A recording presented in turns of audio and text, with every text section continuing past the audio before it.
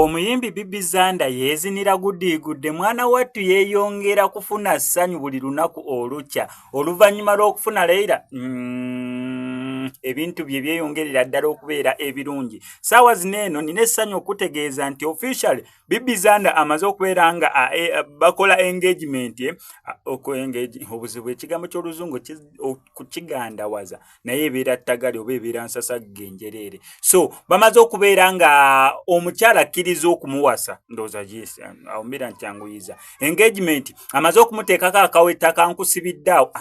kyekigambo ekituufu eky'Oluganda amutaddeko akaweta kankusibiddeawo. Omukyala ono bambi yajja mu ggwanga erya Uganda tewayise weeks bbiri kati yesi neera okuviira ddala bwe yatonya mu ggwanga erya Uganda ng'omulundi ogwasooka ekyali kimuleese yali nsonga ya relationship oba nsonga ya love naye kwogwo omulundi gwe yasookera ddala okujja mu ggwanga erya Uganda yali ajjiridde musajja amanyikiddwa nga Layira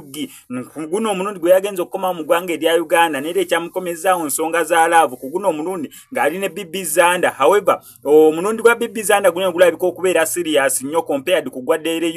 olw'ensonga Bibi Zanda kitutte ne ku level endala ekyokubeera nga amusaba obufumbo ali willing okubeera nga abeera naye mukwano gw'olubeerera neera omukyala ataganye bambi bw'ati akkiriza Bibi Zanda amuteekeko akaweta kankusibiddeawo ssaawa yonna yonna amasuuti tugenda golola ssaawa yonna amakanzu tugenda kujjayo ssaawa yonna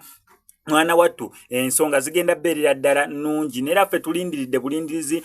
nnaku za mukolo deeti ya Embagga na buli kimu nga bwe kigenda okubeera nga kitambula no kwese Max Media nze neewaayo bibatuusaako yonna gye mbijje sobola okubeera nga mbikutuusako naawe kyolina okukola kiri simple gwe ate ng'era agisebugwawo avuddeyo okubeera ng'akunaazaako ennaku gwe wenna ayita mu kusoomozebwa okw'enjawulo ng'akulombera edduwa olina bizibu bya bizinensi onoonya mulimu visa relationship ebizibu byonna ebyenjawulo ajja sobola bulungi nnyo okubeera ng'akulombera edduwa ng'omukubirako ku nnamba yeeyo ey'essimu mukwatagane.